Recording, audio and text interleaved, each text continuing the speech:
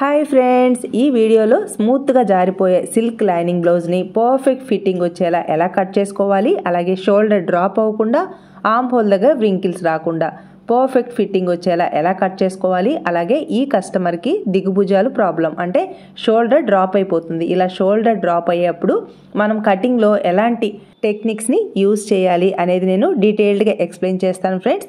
ఇక్కడ ఈ blouse already మనం స్టిచ్ చేసిన బ్లౌజే, ఆల్రెడీ ఈ వీడియోని కూడా నేను పోస్ట్ చేశాను. ఈ బ్లౌజ్ పర్ఫెక్ట్ ఫిట్టింగ్ వచ్చింది కాబట్టి ఈ బ్లౌజే మనకి మెజర్మెంట్ బ్లౌజ్గా వచ్చిందనమాట. ఇలా స్మూత్గా జారిపోతుంది. ఇలాంటి సిల్క్ క్లాత్కి మనం కటింగ్ చేసేటప్పుడు ఏ టిప్స్ని యూజ్ చేయాలి, అలాగే స్టిచ్చింగ్ చేసేటప్పుడు లైనింగ్ని ఒరిజినల్ క్లాత్కి ఎలా యాడ్ చేసుకోవాలి, అలాగే స్టిచ్చింగ్లో ఇలాంటి క్లాత్ని మనం ఏ విధంగా స్టిచ్ వేసుకోవాలి అనేది నేను డీటెయిల్డ్గా ఎక్స్ప్లెయిన్ చేస్తాను. ఫస్ట్ అయితే ఈ బ్లౌజ్ని కట్ చేయడం కోసం మనకి మెజర్మెంట్ బ్లౌజ్ అనేది చాలా నీట్ ఫిట్టింగ్తో ఉంది కాబట్టి ఎక్కడ మనం చేంజెస్ చేయాల్సిన అవసరం లేదు. బ్యాక్ సైడ్ కానీ అలాగే ఫ్రంట్ సైడ్ కానీ మనకి బ్యాక్ పార్ట్కి ఈక్వల్గా ఫ్రంట్ పార్ట్ ఉంది. అలాగే షేప్ బెల్ట్ చూసారా ఎంత నీట్గా ఉందో. ఈ విధంగా మనకి మెజర్మెంట్ బ్లౌజ్ వచ్చినప్పుడు ఈ బ్లౌజ్లో మనం ఎటువంటి చేంజెస్ చేయాల్సిన అవసరం లేదు.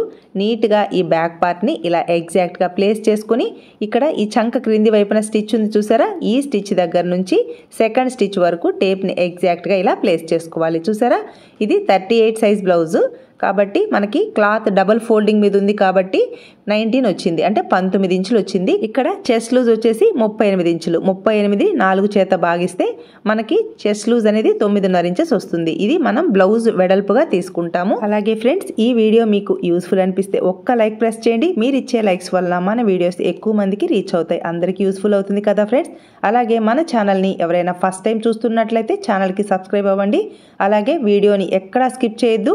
మీరు స్కిప్ చేశారు అంటే నేను చెప్పే ఇంపార్టెంట్ టిప్స్ అనేది మిస్ అయిపోతారు. ఈ బ్లౌజ్ని కట్ చేయడం కోసం లైనింగ్ 1 మీటర్ తీసుకున్నాను. నీట్గా షింక్ చేసి ఐరన్ చేసుకున్నాను. డబుల్ ఫోల్డింగ్ మీద ప్లేస్ చేశాను. ఓపెన్స్ అటువైపు, ఫోల్డింగ్ నా వైపు ఉండేలా ప్లేస్ చేసుకున్నాను. క్రింది వైపున క్లాత్ కొంచెం క్రాస్ ఉంది, అందువల్ల ఎల్ స్కేల్ హెల్ప్తో నీట్గా లైన్ని డ్రా చేసుకున్నాను. ఇక్కడ మనకి బ్లౌజ్ పొడవు ఎంత ఉంది అనేది ఈ షోల్డర్ దగ్గర స్టిచ్ ఉంటుంది కదా, ఆ స్టిచ్ దగ్గర నుంచి ఇక్కడ డాట్ని మనం స్టిచ్ వేసి ఉంటాం కదా, ఆ డాట్ వరకు ఎగ్జాక్ట్గా టేప్ని ఇలా ప్లేస్ చేసుకుంటే 14 ఇంచులు ఉంది. చూసారా, ఇక్కడ బ్లౌజ్ పొడవు వచ్చేసి 14 ఇంచులు, బ్లౌజ్ వెడల్పు అంటే చెస్ట్ లూజ్ వచ్చేసి 9.5 ఇంచులు. ఇక్కడ క్రింది వైపున పై వైపున 1/2 ఇంచ్ అయినా ఖర్చు తీసుకోండి, పాదం ఇంచ్ అయినా తీసుకోండి, మీ ఇష్టం.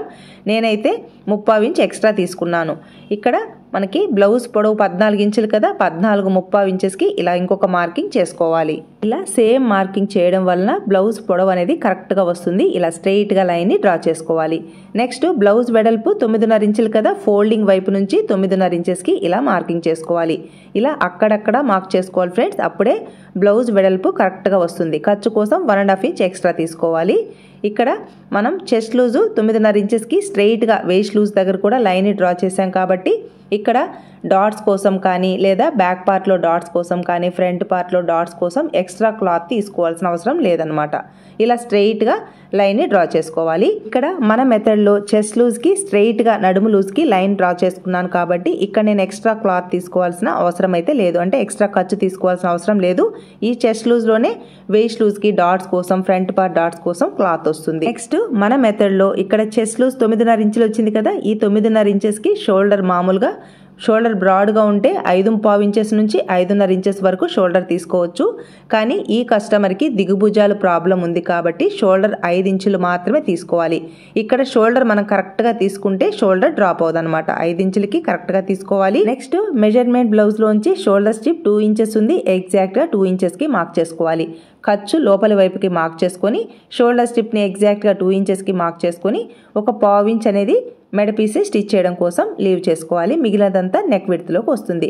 నెక్స్ట్ ఎగ్జాక్ట్గా బ్యాక్ పార్ట్ని ఇలా ప్లేస్ చేసుకొని బ్యాక్ పార్ట్ పొడవుని అలాగే ఖర్చు కోసం ఒక 1/4 ఇంచ్ని ఎక్స్ట్రాగా ఇలా డ్రా చేసుకోవాలి. నెక్స్ట్ ఇక్కడ మనకి నెక్ విడ్త్ ఎంత ఉందో ఇలా స్ట్రెయిట్గా లైన్ని బాక్స్ షేప్లో డ్రా చేసుకోవాలి. ఈ బాక్స్ షేప్లో మనకి ఏ నెక్ షేప్ కావాలంటే ఆ షేప్లో డ్రా చేసుకోవాలి. ఇక్కడ నేను పాట్ నెక్ అయితే డ్రా చేస్తున్నాను ఫ్రెండ్స్. ఇక్కడ పాట్ నెక్ కాబట్టి క్రింది వైపు నుంచి ఒక 1 ఇంచ్ పైకి 1/2 ఇంచ్ కానీ 3/4 ఇంచ్ ఎక్స్ట్రాగా ఇలా లైన్ని డ్రా చేసుకొని ఈ లైన్కి మ్యాచ్ అయ్యేలా ఈ పాట్ షేప్ని అయితే ఇలా డ్రా చేసుకోవాలి. ఇలా డ్రా చేసుకుంటే బ్యాక్ సైడ్ కొంచెం బ్రాడ్ వచ్చేలా పాట్ నెక్ అనేది కరెక్ట్గా వస్తుంది అనమాట. చూసారా, ఇలా డ్రా చేసుకోవాలి. ఇలా కొంచెం మీకు బ్రాడ్ కావాలంటే ఇంకొంచెం ఎక్స్ట్రా కూడా డ్రా చేసుకోవచ్చు. ఈ విధంగా పాట్ నెక్ని డ్రా చేసుకోవాలి. ఇక్కడ షోల్డర్ని మనం టైట్ చేసాం కాబట్టి నెక్ ఎంత బ్రాడ్ ఇచ్చినా షోల్డర్ డ్రాప్ అవ్వదు. Next arm hole down 6 inches లేదా 5.5 ఇంచెస్ లేదా 5 ఇంచెస్ ఎంతైనా ఫస్ట్ డ్రా చేసుకోవచ్చు. ఇక్కడ మన మెజర్మెంట్ బ్లౌజ్ ఆర్మ్ హోల్ లూజ్ని చెక్ చేసుకోవాలి. చెక్ చేసుకొని ఎగ్జాక్ట్గా ఈ ఆర్మ్ హోల్ లూజ్కి మ్యాచ్ అయ్యేలా మనం ఈ ఆర్మ్ హోల్ కర్వ్ని డ్రా చేసుకోవాలి. ఇక్కడ మనకి ఆర్మ్ హోల్ లూజ్ 8 ఇంచెస్ ఉంది. చూసారా, ఎగ్జాక్ట్గా మనకి 8 ఇంచెస్కి మ్యాచ్ అయ్యేలా ఈ ఆర్మ్ హోల్ డౌన్ని ఈ కర్వ్ని కరెక్ట్గా మ్యాచ్ అయ్యేలా డ్రా చేసుకోవాలి. ఈ విధంగా మనం కరెక్ట్ ఫిట్టింగ్ వచ్చేలా ఆర్మ్ హోల్ కర్వ్ని నెక్స్ట్ ఈ షోల్డర్ని కరెక్ట్గా మార్కింగ్ చేసుకున్నాము అంటే బ్లౌజ్ బాడీకి అద్దినట్టుగా వస్తుంది. ఎక్కడ లూజ్ అనేది రాదనమాట. మామూలుగా ఈ ఆర్మ్ హోల్ డౌన్ ఈ సైజ్ బ్లౌజ్కి ఇంత ఇవ్వాలి అనేమి రూల్ లేదు ఫ్రెండ్స్. మనం 6 ఇంచెస్ కానీ 5.5 ఇంచెస్ 5 ఇంచెస్ ఎంతైనా డ్రా చేసుకోవచ్చు. కానీ ఈ ఆర్మ్ హోల్ కర్వ్ని అడ్జస్ట్ చేసుకోవాలి. మామూలుగా ఈ సైజ్ బ్లౌజ్కి 5.5 ఇంచెస్ సరిపోతుంది. కానీ మనం చెక్ చేసుకున్న తర్వాత 8 ఇంచెస్ వచ్చేలా డ్రా చేసుకోవాలన్నమాట. అంతే, ఇంకేం లేదు. ఈ చిన్న లాజిక్ మీరు తెలుసుకోండి.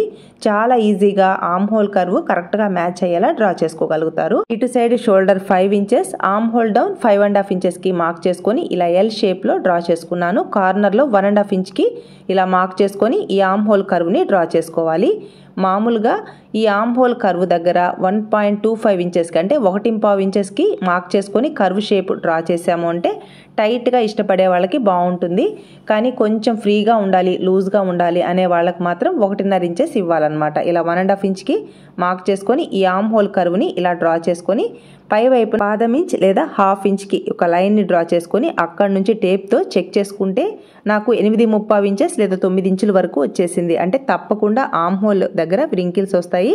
కాబట్టి నేను 5.25 ఇంచెస్కి ఇలా ఆర్మ్ హోల్ డౌన్ని మార్క్ చేసుకొని సేమ్ ఇదే ప్రొసీజర్తో మళ్ళీ క్రింది వైపున స్ట్రైట్గా లైన్ని డ్రా చేసుకోవాలి. ఈ కార్నర్లో 1.5 ఇంచ్కి ఇలా మార్క్ చేసుకొని మళ్ళీ ఆర్మ్ హోల్ కర్వ్ని చెక్ చేసుకోవాలి. ఈ విధంగా మనం చెక్ చేసుకుంటే సపోజ్ 8 ఇంచెస్కి మ్యాచ్ అయింది అని అంటే ఆర్మ్ హోల్ దగ్గర వ్రింకిల్స్ రావు. ఇలా లైన్ని డ్రా చేసుకొని పై వైపున ఒక 1/2 ఇంచ్ని లీవ్ చేసేసి ఇప్పుడు మనం ఎగ్జాక్ట్గా లైన్ని డ్రా చేసాం కదా, అక్కడికి చెక్ చేసుకోవాలి. చూసారా, 8 ఇంచెస్కి ఎగ్జాక్ట్గా నాకు ఆర్మ్ హోల్ కర్వ్ అనేది మ్యాచ్ అయింది. అంటే ఆర్మ్ హోల్ డౌన్ 5.25 ఇంచెస్ అంటే 5.25 ఇంచెస్కి ఆర్మ్ హోల్ డౌన్, అలాగే షోల్డర్ 5 ఇంచెస్కి మనం ఈ విధంగా మార్క్ చేసుకోవాలి. అంతేకాని ఈ సైజ్ బ్లౌజ్కి ఆర్మ్ హోల్ డౌన్ ఇంత ఇవ్వాలి, ఈ సైజ్కి మనం షోల్డర్ ఇంత ఇవ్వాలి అనే రూల్ ఏమీ ఉండదు ఫ్రెండ్స్. ఇక్కడ వాళ్ళ బాడీకి తగినట్టుగా మనం చేంజెస్ అనేది ఇవ్వాలి. చూసారా, కరెక్ట్గా మ్యాచ్ అయింది. ఈ విధంగా వాళ్ళ బాడీకి తగినట్టుగా కరెక్ట్ ఫిట్టింగ్ ఇచ్చేలా, షోల్డర్ డ్రాప్ అవ్వకుండా, ఆర్మ్ హోల్ దగ్గర వ్రింకిల్స్ రాకుండా ఈ మెథడ్లో బ్లౌజ్ని కట్ చేసుకున్నాము అంటే ఫిట్టింగ్ చాలా నీట్గా వస్తుంది. బ్లౌజ్ కటింగ్ ఒకటే ఇంపార్టెంట్ కాదు ఫ్రెండ్స్, బ్లౌజ్ కటింగ్తో పాటు స్టిచ్చింగ్ కూడా చాలా ఇంపార్టెంట్.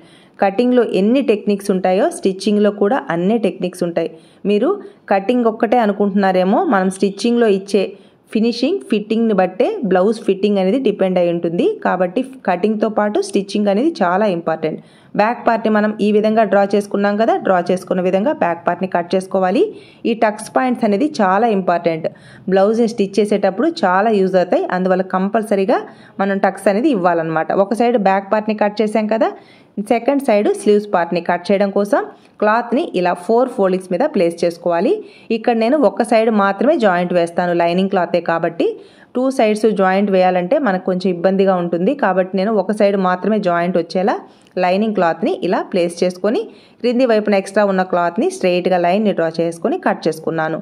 ఇక్కడ హ్యాండ్ లాంగ్ ఎంత ఉందో చెక్ చేసుకోవాలి. ఇక్కడ హ్యాండ్ లాంగ్ ఎగ్జాక్ట్గా 7 ఇంచెస్ ఉంది. హ్యాండ్ లూజ్ వచ్చేసి 5.75 ఇంచెస్ అంటే 5.30 ఇంచెస్ ఉందన్నమాట. ఈ 2 మార్కింగ్స్ని మనం కరెక్ట్గా నోట్ చేసుకోవాలి. నెక్స్ట్ ఇక్కడ హెమ్మింగ్ వేయడం కోసం 1 ఇంచ్కి క్రింది వైపున లీవ్ చేసుకుంటున్నాను. అందువల్ల ఎగ్జాక్ట్గా 1 ఇంచ్కి ఇలా మార్క్ చేసుకోవాలి. సేమ్ మార్కింగ్ని ఇంకొక దగ్గర కూడా మార్క్ చేసుకొని స్ట్రైట్గా లైన్ని డ్రా చేసుకోవాలి. ఇక్కడ మీరు హెమ్మింగ్ వేయడం కోసం 30 ఇంచ్ కూడా ఇవ్వచ్చు, మీ ఇష్టం. ఇక్కడ ఖర్చు ఎంతైతే తీసుకుంటామో స్టిచ్చింగ్లో అదే ఖర్చును తీసుకోవాలి. ఇక్కడ 1 ఇంచ్కి మార్క్ చేసుకున్నాను కదా హెమ్మింగ్ కోసం, పై వైపున 7 ఇంచెస్కి మార్క్ చేసుకున్నాను. పై వైపున ఖర్చు కోసం 1/2 ఇంచ్ లేదా 1/2 ఇంచ్ అయినా తీసుకోండి. 1/2 ఇంచ్ అంటే 1/2 ఇంచ్లో 1 పాయింట్ తక్కువ అనమాట. ఇలా మార్క్ చేసుకున్నాను కదా, ఎగ్జాక్ట్ మార్కింగ్ని ఇంకొక దగ్గర కూడా మార్క్ చేసుకొని స్ట్రైట్గా లైన్ని డ్రా చేసుకోవాలి. నెక్స్ట్ హ్యాండ్ డౌన్ 3 ఇంచెస్ ఇస్తే సరిపోతుంది. ఈ 3 ఇంచెస్ కూడా ఒక లైన్ని డ్రా చేసుకోవాలి. నెక్స్ట్ బ్యాక్ పార్ట్లో ఆర్మ్ హోల్ లూజ్ 8 ఇంచెస్ కదా, ఇక్కడ హాఫ్ ఇంచ్ తగ్గించేసి 7.5 ఇంచెస్ లేదా 7.75 ఇంచెస్ అంటే 7.35 ఇంచెస్కైనా మనం టక్స్ పాయింట్ ఇవ్వచ్చు. ఈ షోల్డర్ దగ్గర నుంచి 1.5 ఇంచ్కి మార్క్ చేసుకోవాలి. ఇక్కడ హ్యాండ్ డౌన్ 7.5 ఇంచెస్కి మార్క్ చేశాను. ఇక్కడ హాఫ్ ఇంచ్ తగ్గించేసి 7.5 ఇంచెస్కి ఎందుకు మార్క్ చేశాను అంటే స్లీవ్స్ పార్ట్ని యాడ్ చేసేటప్పుడు పై వైపున కర్వ్ ఉంటుంది కదా, కర్వ్ షేప్కి సాగే నేచర్ ఉంటుంది కాబట్టి హాఫ్ ఇంచ్ తగ్గించేసి స్లీవ్స్ పార్ట్ని యాడ్ చేసామంటే 2 టక్స్ పాయింట్స్ కరెక్ట్గా మ్యాచ్ అవుతాయి. నెక్స్ట్ హ్యాండ్ లూజ్ని మార్క్ చేసుకోవాలి. ఖర్చు కోసం 1.5 ఇంచ్ని ఎక్స్ట్రాగా మార్కింగ్ చేసుకుని హ్యాండ్ కర్వ్ని డైరెక్ట్గా ఇలా డ్రా చేయడం రాకపోతే కర్వ్డ్ స్కేల్ని యూజ్ చేసి ఈజీగా హ్యాండ్ కర్వ్ని డ్రా చేసుకోవచ్చు. నెక్స్ట్ లెగ్ కర్వ్డ్ స్కేల్ని యూజ్ చేసి ఇలా క్రాస్గా ఈ 2 మార్కింగ్స్ని కలుపుకోవాలి. ఇలా మనం స్లీవ్స్ పార్ట్ని మార్క్ చేసాం కదా, మార్క్ చేసుకున్న విధంగా స్లీవ్స్ పార్ట్ని కట్ చేసుకోవాలి. ఇలా మనం స్లీవ్స్ పార్ట్ని పర్ఫెక్ట్గా కట్ చేసుకున్నాము అంటే స్లీవ్స్ పార్ట్కి క్రింది వైపున చంక క్రింది వైపున కానీ బ్యాక్ సైడ్ కానీ ఎక్కడ పట్టినట్టుగా ఉండదు, చాలా ఫ్రీగా ఉంటుందన్నమాట. ఇలా కట్ చేసుకోవాలి. టక్స్ పాయింట్స్ని కరెక్ట్గా ఇవ్వాలి. ఈ టక్స్ పాయింట్స్ మనకు స్టిచ్చింగ్లో చాలా యూజ్ అవుతాయి ఫ్రెండ్స్. ఇలా ఒక సైడ్ జాయింట్ వేసుకోవాలి కదా, సెకండ్ సైడ్ లోతుని మార్క్ చేసుకుందాం. ఈ టక్స్ పాయింట్ దగ్గర నుంచి 1 ఇంచ్కి అలాగే క్రింది వైపున టక్స్ పాయింట్ దగ్గర నుంచి ఎగ్జాక్ట్గా ఇలా 1 ఇంచ్కి మార్క్ చేసుకొని ఇక్కడ మార్క్ చేసుకున్నాం కదా, ఈ 2 మార్కింగ్స్కి మిడిల్లోకి ఈ టేప్ని ఇలా ఫోల్డ్ చేసుకొని ఇక్కడ హాఫ్ ఇంచ్కి ఇలా లైన్ని డ్రా చేసుకోవాలి. ఇలా లైన్ని డ్రా చేసాం కదా, ఈ లైన్కి కరెక్ట్గా మ్యాచ్ అవ్వాలన్నమాట. ఇలా బిగినర్స్కి ఈ కర్వ్ని డ్రా చేయడం రాకపోతే కర్వ్డ్ స్కేల్ని యూజ్ చేసి ఈజీగా హ్యాండ్ కర్వ్ని ఎలా డ్రా చేసుకోవాలి అనేది నేను డీటెయిల్డ్గా ఎక్స్ప్లెయిన్ చేస్తూ ఫుల్ వీడియో అప్లోడ్ చేస్తున్నాను. మీకు ఒకవేళ ఇంట్రెస్ట్ ఉంటే లింక్ డిస్క్రిప్షన్లో ఇస్తాను, చెక్ చేసుకోండి. ఇలా హ్యాండ్స్ పార్ట్ని పర్ఫెక్ట్గా కట్ చేసుకోవాలి. నెక్స్ట్ ఒక side back part, second side sleeves పార్ట్ని కట్ చేసుకున్నాం కదా, మిడిల్లో మనకి ఈ మిగిలిన క్లాత్లో ఈ బ్యాక్ పార్ట్ని వీలైనంత క్రాస్ ఉండేలా ప్లేస్ చేసుకోవాలి. మనకి క్లాత్ ఎక్కడైతే ఉంటుందో ఆ ప్లేస్లో ఎగ్జాక్ట్గా ఇలా బ్యాక్ పార్ట్ని ప్లేస్ చేసుకొని బ్యాక్ పార్ట్ ఎలా ఉందో సేమ్ అలానే డ్రా చేసుకోవాలి. చూస్తున్నారా, ఇలా ఎగ్జాక్ట్గా డ్రా చేసుకోవాలి. ఈ నెక్ దగ్గర పాట్ నెక్ కాబట్టి కరెక్ట్గా ఎగ్జాక్ట్గా ఇలా లైన్ని డ్రా చేసుకోవాలి. నెక్స్ట్ ఈ ఫ్రంట్ సైడ్ అంటే బ్యాక్ పార్ట్లో బ్యాక్ నెక్ క్రిందికి ఉంటుంది, ఫ్రంట్ పార్ట్లో ఫ్రంట్ నెక్ పైకి ఉంటుంది కాబట్టి ఈ నెక్ విడ్త్ ఎంత ఉందో ఇలా మెజర్ చేసుకొని ఎగ్జాక్ట్గా పై వైపుకి కూడా ఒక లైన్ని డ్రా చేసుకోవాలి. ఇలా బ్యాక్ పార్ట్ చుట్టూ డ్రా చేసుకున్న తర్వాత ఇక్కడ ఈ నెక్ దగ్గర ఈ పాట్ నెక్ కాబట్టి ఎగ్జాక్ట్గా ఇలా లైన్ డ్రా చేసుకొని ఈ నెక్ విడ్త్ ఎంత ఉందో మార్క్ చేసుకుంటూ పై వైపుకి ఇలా లైన్ని డ్రా చేసుకొని ఈ 2 లైన్స్ని స్ట్రెయిట్గా డ్రా చేసుకోవాలన్నమాట. నెక్స్ట్ టక్స్ ఉన్న ప్లేస్లో టక్స్ను కూడా మార్క్ చేసుకోవాలి. బ్యాక్ నెక్ అంటే ఫ్రంట్ నెక్ కొంచెం పైకి ఉంటుంది కాబట్టి మనం ఎగ్జాక్ట్గా ఈ లైన్స్ని ఇలా స్ట్రెయిట్గా డ్రా చేసుకోవాలి. నెక్స్ట్ ఫ్రంట్ పార్ట్లో లోతుని మార్క్ చేసేటప్పుడు బ్యాక్ పార్ట్లో మనం ఆర్మ్ హోల్ కర్వ్ని డ్రా చేసేటప్పుడు ఎల్ షేప్ ఉంటుంది కదా, ఈ షేప్ దగ్గర ఒక హాఫ్ ఇంచ్కి ఖర్చు సైడ్కి ఇలా మార్క్ చేసుకుంటే ఎగ్జాక్ట్గా లోతుని ఇక్కడ డ్రా చేసుకున్నాము అంటే ఫిట్టింగ్ చాలా నీట్గా ఉంటుంది. ఎగ్జాక్ట్గా ఇక్కడ ఒక హాఫ్ ఇంచ్కి మార్క్ చేసుకుని ఇలా లోతుని కరెక్ట్గా ఈ హాఫ్ ఇంచ్ దగ్గర టచ్ అయ్యేలా ఈ విధంగా లోతుని డ్రా చేసుకోవాలి. చూసారా, ఇలా మనం లోతుని డ్రా చేసుకున్నాము అంటే ఫిట్టింగ్ చాలా నీట్గా ఉంటుంది ఫ్రెండ్స్. కొందరికి ఆర్మ్ హోల్ దగ్గర వ్రింకిల్స్ వస్తున్నాయి, కొంచెం లావుగా ఉన్నారు, అలాంటి వాళ్ళకి 30 ఇంచ్ వరకు లోతుని డ్రా చేసుకోవచ్చు పెద్ద సైజ్ బ్లౌజెస్కి. ఇది మీడియం సైజ్ బ్లౌజ్ కాబట్టి హాఫ్ ఇంచ్ లోతు సరిపోతుంది. నెక్స్ట్ ఫ్రంట్ పార్ట్లో నెక్ డీప్ని మార్క్ చేసేటప్పుడు ఫ్రంట్ పార్ట్ హుక్స్ బెల్ట్ దగ్గర ఎగ్జాక్ట్గా ఇలా ప్లేస్ చేసుకొని ఇలా మార్క్ చేసుకోవాలి.